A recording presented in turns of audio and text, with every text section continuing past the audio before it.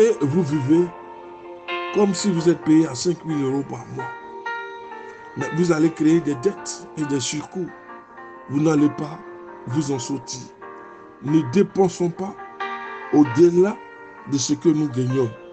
Cela entraîne des dettes et nous risquons de ne jamais nous en sortir.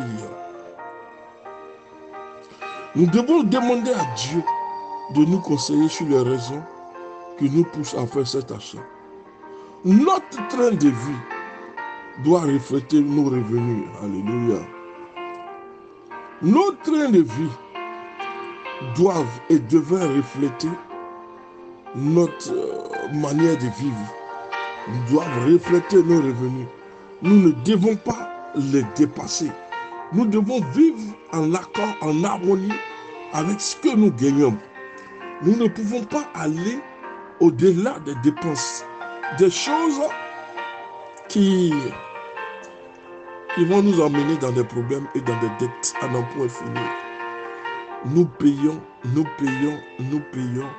nous ne nous en sortons pas parce que nous avons osé vivre au-delà des moyens que nous avons, où nous voulons nous comparer à la vie des autres. Mais les autres n'ont pas le même salaire que toi.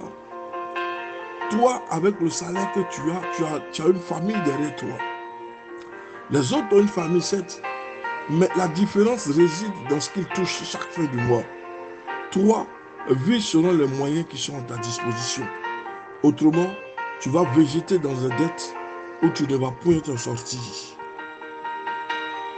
Vivons en conformité de nos revenus. Le second principe est que nous devons apprendre à faire des économies, à investir chaque mois dans une épargne de notre choix. Même si c'est chaque fois une petite somme, cela nous garantira de ne pas nous trouver démunis le jour où nous aurons un besoin urgent d'argent. Nous devons prendre l'exemple sur la fourmi.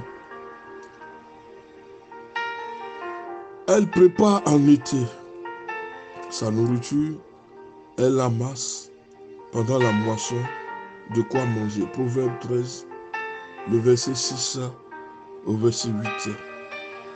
Nous devons contrôler nos dépenses et nous devons faire preuve de sagesse en prévoyant. Nous ne pouvons pas vivre au-delà de ce que nous touchons ou nous gagnons chaque fin du mois. Nous devons apprendre à faire des économies. Cela nous garantit un taux de réserve, de façon à ce que le jour où nous avons des problèmes, nous pouvons toucher dans cette économie-là. Que Dieu vous bénisse. Le pasteur Samuel, le Seigneur, c'est un fin conseiller, un conseiller financier. Et nous devons nous en remettre en lui, avant toute dépense importante. Que Dieu nous bénisse.